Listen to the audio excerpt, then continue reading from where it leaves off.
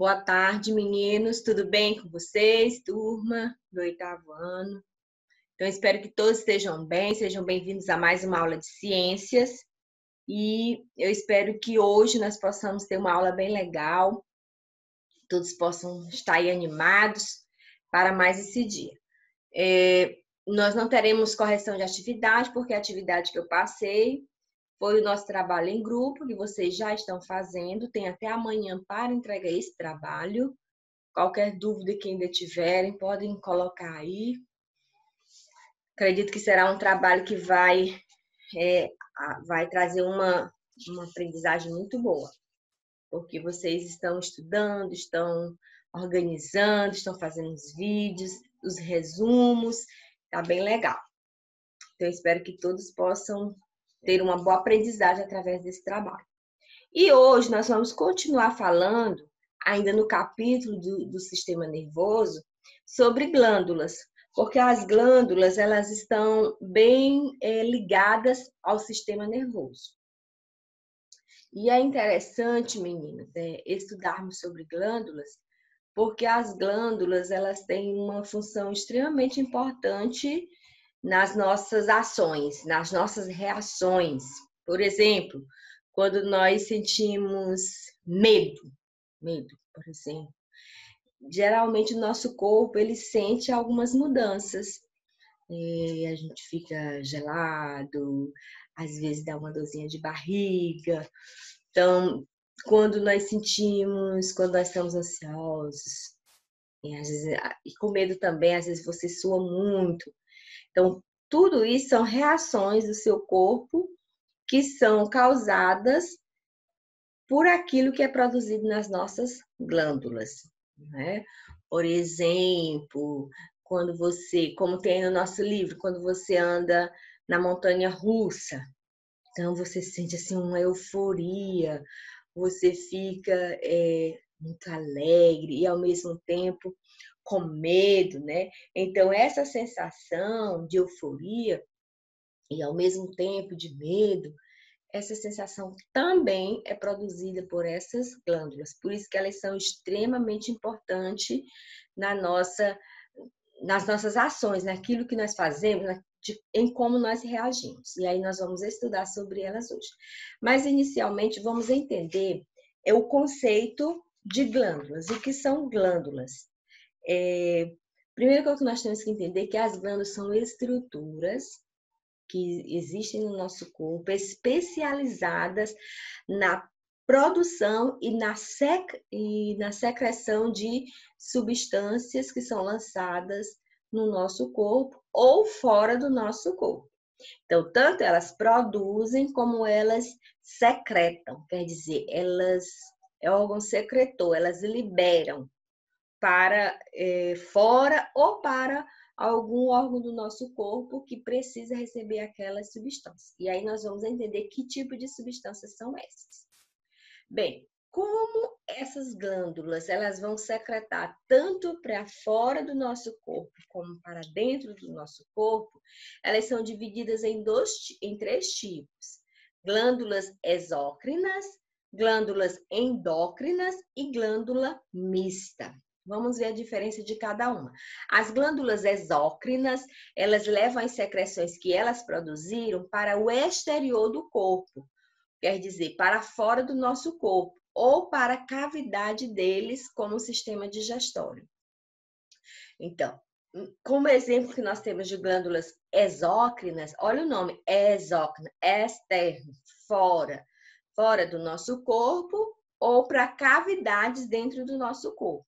Nós temos como exemplo as lágrimas, o suor, que é uma substância produzida por uma glândula chamada sudoríferas, o sebo, a saliva, tem também o suco gástrico, que é produzido e é lançado no nosso estômago, e temos muitas outras, né? Outros exemplos de glândulas endócrinas, que vão lançar aquela substância que elas produziram para fora. Quando nós falamos fora do nosso corpo, significa que ela não vai trabalhar na corrente sanguínea como as glândulas endócrinas. As glândulas endócrinas, elas levam as substâncias direto para a corrente sanguínea. E as substâncias que são produzidas pelas glândulas endócrinas são chamadas de hormônios, tá certo? Olha aí o conceito que eu coloquei, que são glândulas endócrinas. São glândulas que levam substâncias chamadas hormônios para as células e corrente sanguínea. Então, esses hormônios serão produzidos e eles serão liberados através da corrente sanguínea para as células alvos. Nós chamamos de células alvos porque são as células que estão naquele momento precisando daquele tipo de hormônio. Aí um dos exemplos que nós colocamos foi a adrenalina, que nós vamos falar mais adiante sobre ela. Ok? E as glândulas mistas são aquelas glândulas que elas tanto vão produzir substâncias que vão ser lançadas para o meio externo, como vão produzir substâncias que vão ser lançadas na corrente sanguínea. Então, tanto elas produzem hormônios, como elas produzem outras substâncias, que no caso, como exemplo, nós temos o pâncreas, porque o pâncreas ele vai produzir o suco pancreático, que é uma substância que vai atuar fora da corrente sanguínea. E também vai produzir a insulina e o glucagon, que são hormônios que são lançados direto na corrente sanguínea. Mas o importante daqui é vocês entenderem que as glândulas são divididas em três: endócrinas, exócrinas e mista. Bem, os principais tipos de glândulas no nosso corpo são a hipófise, porque aí tá, acho que em inglês, gente. Hipófise, que está no nosso encéfalo, ela se localiza dentro do nosso encéfalo. O timo, que vocês vão observar aí, que ele está no início da traqueia, né? A tireoide e a paratireoide, a tireoide ela está localizada próxima à nossa garganta, vocês observam aí, e a paratireoide são pequenas estruturas que ficam localizadas na tireoide. Nós vamos ter também as glândulas suprarrenais, que estão localizadas acima dos rins, como vocês observam aí na imagem.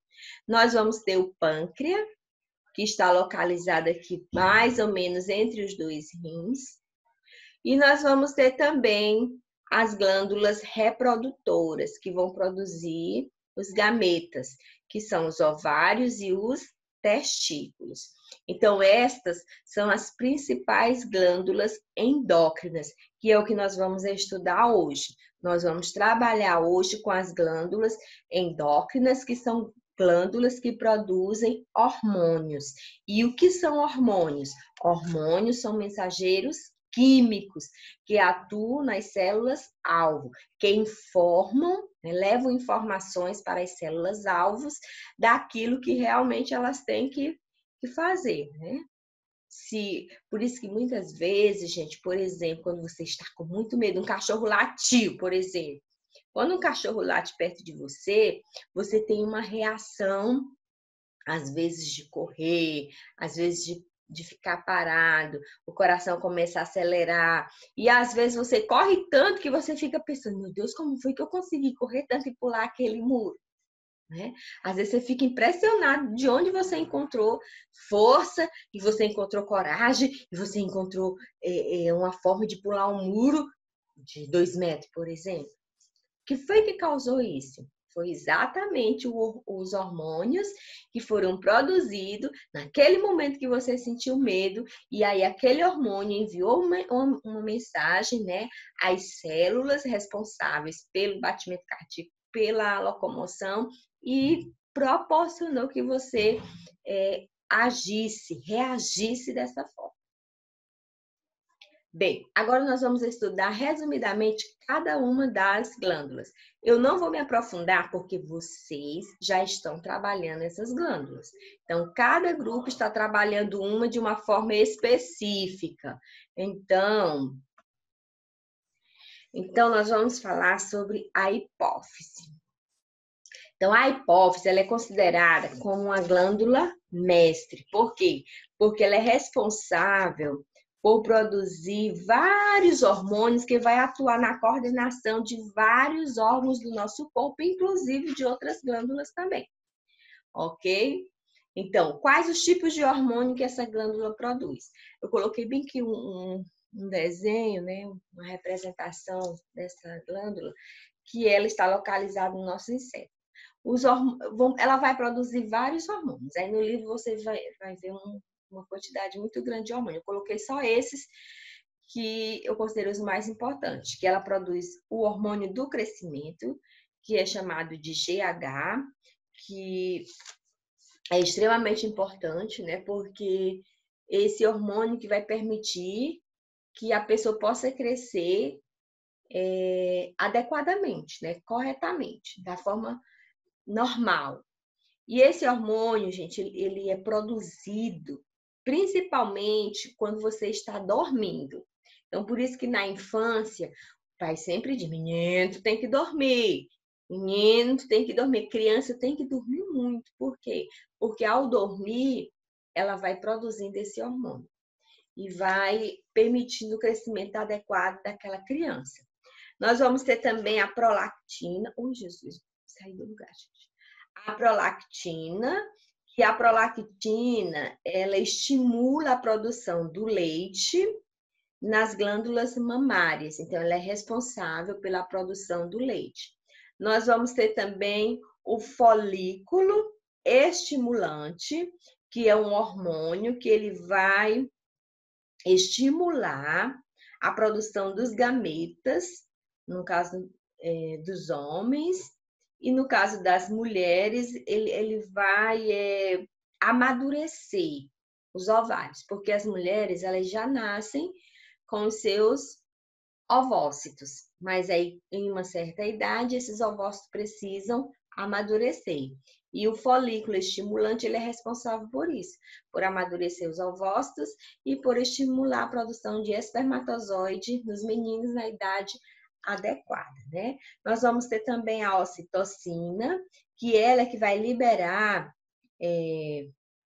a produção do leite nas glândulas mamárias. Então, ela é responsável, no caso das mulheres, por liberar, estimular a produção do leite. E nós vamos ter outros hormônios que eu não coloquei aqui, que também são produzidos na hipófise. Então, vejam aí no livro todos os hormônios e a função de cada um desses hormônios no indivíduo. Aí, eu coloquei também a questão no caso do hormônio do crescimento, que é o hormônio chamado de GH, que ele, se o indivíduo ele produz pouco desse hormônio, o que vai acontecer? Ele vai ter um problema chamado de nanismo, ele não vai conseguir se desenvolver. Então, no nanismo, o indivíduo ele tem uma pequena produção desse hormônio. E no caso, quando a produção ela é excessiva, quando há uma grande produção desse hormônio, nós temos um problema conhecido como gigantismo. Agora vamos falar um pouco da tireoide, que está localizada mais ou menos, né, no nosso pescoço.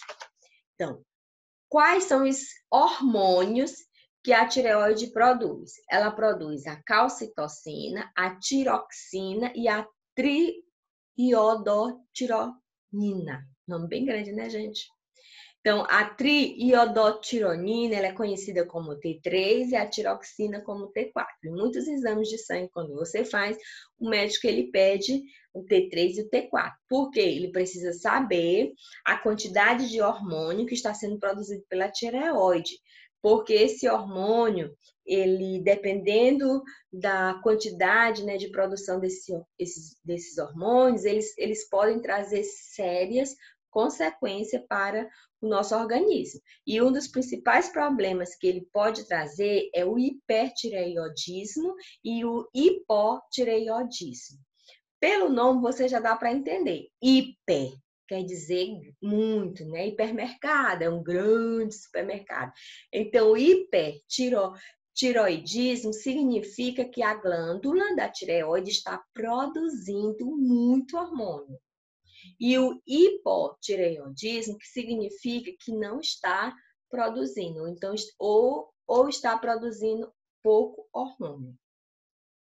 E aí, cada um desses problemas traz consequência, né? Consequência nas nossas ações, por exemplo, quem tem hipertireoidismo, muitas vezes a pessoa fica irritada, ela não tem paciência, ela sente alguns sintomas no seu corpo. Às vezes também a tireoide ela aumenta, né? Ela fica um pouco excessiva no seu pescoço. E também pode ocasionar o que nós chamamos de bócio, que é o que vocês estão vendo aí do lado nessa figura, né? Que é o crescimento excessivo da tireoide e que pode levar até um câncer e que pode também levar à depressão. Então, tem que estar sempre procurando ver uma forma, né, de regular, se houver se estiver desregulada, de regular a produção de hormônio pela tireoide, né? Muitas vezes através de medicamento e, em alguns casos, através de cirurgia. Já conheci pessoas que precisou tirar a tireoide no caso de um má funcionamento da mesma. A paratireoide, ela também é uma glândula que ela produz o hormônio chamado paratormônio. A paratireoide ela está presente na tireoide também. E a função dela é regular a absorção de sais de cálcio, que é muito importante na formação dos ossos. Então, esse hormônio é extremamente importante, porque se não houver a produção desse hormônio, a pessoa pode ter problemas na estrutura óssea. Outra glândula também são as suprarrenais, que estão localizadas, eu coloquei a figura aí do lado, acima dos rins. E os hormônios que a suprarrenais vai produzir são o cortisol e a adrenalina. Qual é a função desses dois hormônios? O cortisol ele vai preparar o organismo para a situação de estresse e manter o corpo alerta à situação de fuga e luta, né? O adrenalina, eu acho que vocês já devem ter ouvido alguém falar, mas eu gosto de adrenalina no sangue. Quer dizer, a pessoa gosta de situações de perigo que aí deixa o seu corpo em alerta. A adrenalina é um hormônio que alerta o corpo, que prepara o corpo para ou uma luta ou para uma fuga. Só que viver uma vida cheia de adrenalina nem sempre é muito saudável. É bom ter adrenalina na veia de vez em quando, mas você não pode ter constantemente, porque essa preparação do corpo para a fuga, ela também afeta o coração, afeta outros órgãos do nosso corpo que podem sofrer um colapso. Então, a adrenalina é importante? Mas nós não podemos viver a vida toda uma vida de adrenalina. Aliás, com adrenalina. A outra glândula importante é o pâncreas, que ela vai produzir os hormônios chamados de glucagon e insulina. O objetivo desse hormônio é estimular o aumento da concentração de glicose. Um deles, no caso o glucagon, e o outro, que é a insulina, reduz a concentração de glicose no sangue. Então, enquanto um estimula o aumento, o outro reduz. Então, eles vão trabalhar em equilíbrio. Você já deve ter visto algumas pessoas que têm problemas de diabetes, elas usam insulina. Por que elas usam insulina? Porque o pâncreas não está produzindo insulina. Como o pâncreas não está produzindo insulina, elas precisam injetar insulina. Por quê? Porque a insulina, ela vai reduzir a concentração de açúcar no sangue.